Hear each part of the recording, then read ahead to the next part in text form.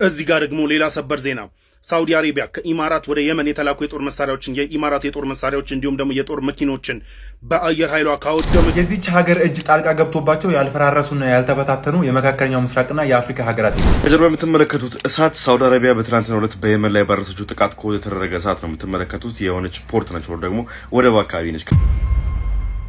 ይህ ከላይ የምትመለከቱት ፖሊስ ኮንስታብል ሁሴን ሙስጠፋ ሰይድ ይባላል። በኦሮሞ ብሔረሰብ ፖሊስ አስተዳደር በከሚሴ ከተማ የማህበረሰብ አቀፍ ፖሊስ አገልግሎት ኦፊሰር ነው። ታዲያ በህዳር 30 ቀን 2018 ዓ.ም በስተት 400 ሺህ ብር ወደ አካውንቱ ይገባል። ታዲያ ኮንስታብል ሁሴን መጀመሪያ ፖሊስ ሲሆን ቃል የገባውን ቃለ መሐላ ህዝብን የማገልገልና ጥሩ ምግባር የሚያዝን ቃለ መሐላ በማስታወስ ማለት ነው ይህን 400 ሺህ ብር ባንክ ድረስ በመሄድ ይመልሳል። ታዲያ ይህ መልካም ድርጊቱን በመከተል ደግሞ የአዋሽ ባንክ ከሚሴ ቅርንጫፍ ማለት ነው ለህዝብ አገልግሎት መቆሙን ይህን ፖሊስ መልካም ስነ ምግባር የራስን ጥቅም ከማስበለጥ ይልቅ የህዝብን ጥቅም በማስበለጥ መልካም ስራ በመስራቱ የእውቅና ሰርተፍኬት እንደሰጠው ነው እንግዲህ መረጃዎች ያሳዩት። እናንተ ብትሆኑ በስተት 400 ሺህ ብር ወደ አካውንታችሁ ቢገባ ትመልሳላችሁ? ፖሊስ መሆናችሁን ተውትና አሁን እንኳን እያላችሁ በስተት ወደ አካውንታችሁ ብር ቢገባ ትመልሳላችሁ ወይስ አትመልሱም?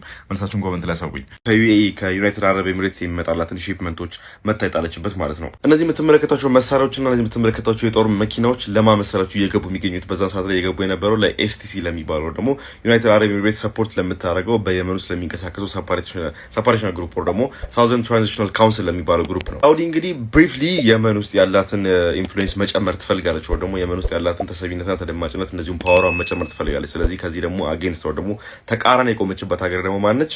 ዩኤኢ። ስለዚህ የዩናይትድ አረብ ኤሚሬትስን እቃዎች ሺፕመንቶች አውድማ ነበር። ጥቃቱን ፎቶና ቪዲዮዎች ፖስት ያደረገች ነበር። እነዚህ የምትመለከቷቸው አርመርድ ቪክል ናቸው፣ ወር ደግሞ ብረት ለበስ መኪኖች ናቸው። ለዛኛው አካል ወር ደግሞ ኤስቲሲ ለሚባለው ጥቅም ላይ የነበሩ ብረት ለበስ መኪናዎች ናቸውና እነሱም እንደምትመለከቷቸው እንግዲህ አመድ ሆነው ደግሞ ዱቄት ሆነው እንደምትመለከቷቸው አሳይተው ነበር። ማንኛውም ጋይስ አካውንቴ ዋርኒንግ ሰጥቶኛል። እንግዲህ ፕላስ ምልክቷን እየነካችሁ የቪዲዮ ከመጣላችሁ ኮፒ ሊንክና ላይክ እያደረጋችሁ ቪዲዮ መመልከታችሁ እንዳትረሱ።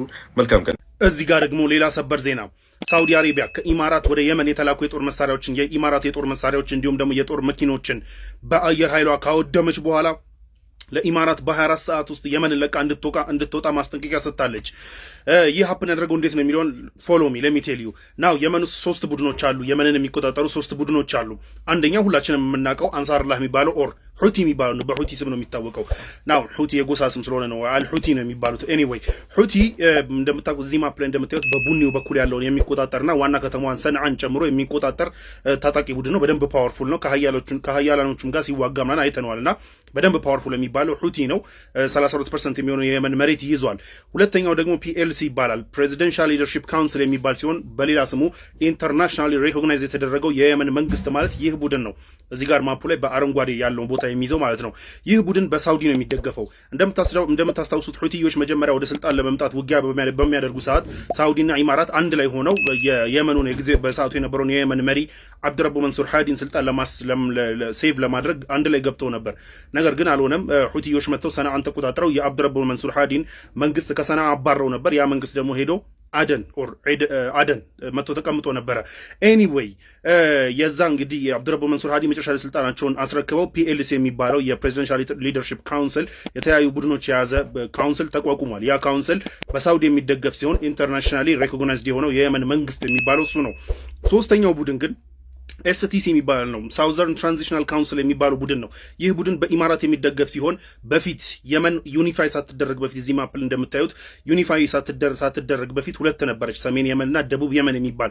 ደቡብ የመን እንደውም ከኢትዮጵያ ጋር ራሱ በደርግ ጊዜ አብረው የተወሰኑ ውጊያዎች ተዋግተዋል የደቡብ የመን ተዋጊዎች። ኤኒዌይ ደቡብ የመንና ሰሜን የመን የሚባለው ነው መጨረሻ ላይ አንድ ሆኖ የመን የነበረው። ናው ዲስ ኤስቲሲ የሚባለው ሳውዘርን ትራንዚሽናል ካውንስል የሚባለው ልክ እንደ በፊቱ የደቡብ የመንን መገንጠል የሚፈልግ ቡድን ሲሆን በኢማራት ነው የሚደገፈው። ይህ ቡድን ኦፕንሊ ወደ ደቡብ የመንን ለሁለት ገንጥሎ ደቡብ የመንን የመመለስና ኢቭን በፊት የነበረውን የደቡብ የመንን ባንዲራ ነው የሚጠቀመው።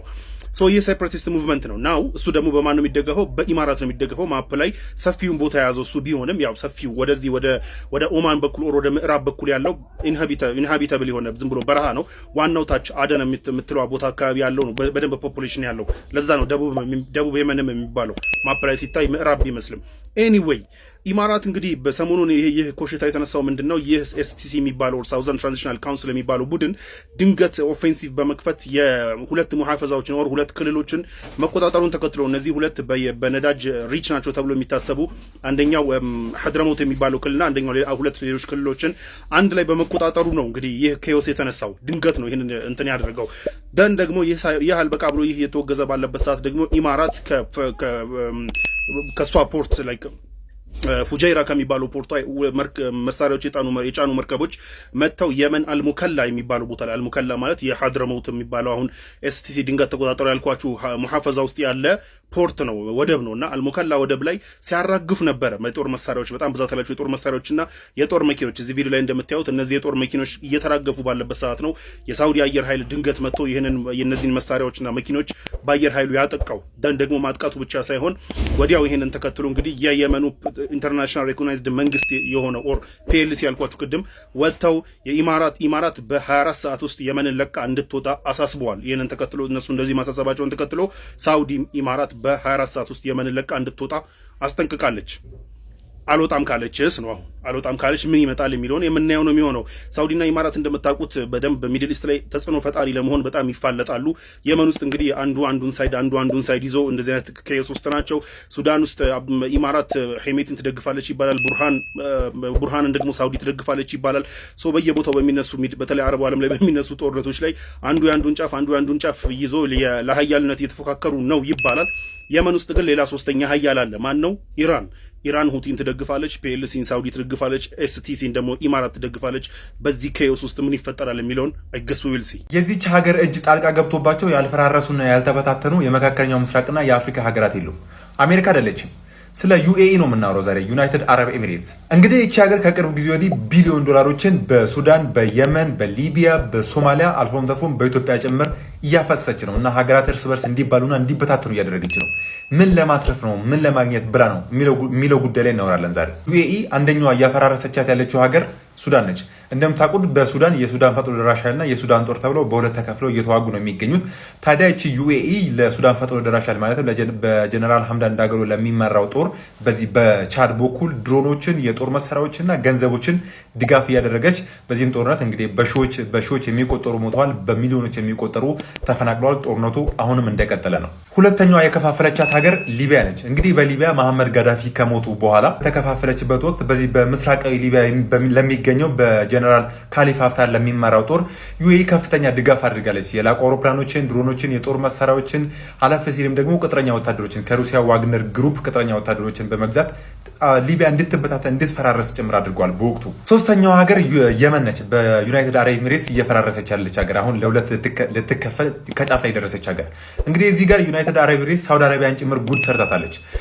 ዩናይትድ አረብ ኤሚሬትስ ከሳውዲ አረቢያ ጋር በጋራ በመሆን በየመን የሚገኘውን የሀውቲ አማጺን ቡድን ለመዋጋት በጋራ ወደ የመን ከገቡ በኋላ ከቆይታ በኋላ ግን ዩናይትድ አረብ ኤሚሬትስ የራሷን አጀንዳ ለማንቀሳቀስ ጀመረችና ከሳውዲ አረቢያ ተገንጥላ የራሷን አጀንዳ ማራመድ ጀመረች። እናም ዩኤኢ በዚህ በደቡብ የመን ለሚገኙ መገንጠል ለሚፈልጉት ታጣቂዎች ድጋፍ ታደርጋለች። አሁንም እያደረገች ነው። ሚሊሻዎች ማሰልጠን፣ ከፍተኛ የጦር መሳሪያዎችን ድጋፍ ማድረግ፣ ገንዘቦችን ድጋፍ ማድረግ እና በዚህ ምክንያት አሁን የመን ለሁለት ተከፍላ ሁለት ሀገር ለመሆን ከጫፍ የደረሰች ሀገር ነች። አራተኛዋ እናት ሀገር ኢትዮጵያ ነች። ያው እንደምታውቁት ከቅርብ ጊዜያት ወዲህ የዩናይትድ አረብ ኤሚሬትስ የካርጎ አውሮፕላኖች ወደ ኢትዮጵያ እየመጡና በኢትዮጵያ እያረፉ እንደሆነ የተለያዩ መረጃዎች ሲወጡ እንደነበረ እናንተም ሰምታችሁታል። ግን ስፔሲፊካሊ ያው ለኢትዮጵያ የምታደርጋቸው ድጋፎች ምን ምንድናቸው የሚለው ነገር በዝርዝር ለመናገር ትንሽ ያስቸግራል። አምስተኛዋ ሶማሊያ ነች። እንግዲህ ሶማሊያ ተከፋፍላ 3-4 ሀገር እንድትሆን ከሚፈልጉ ሀገራት መካከል የመጀመሪያዋ ዩናይትድ አረብ ኤሚሬትስ ነች።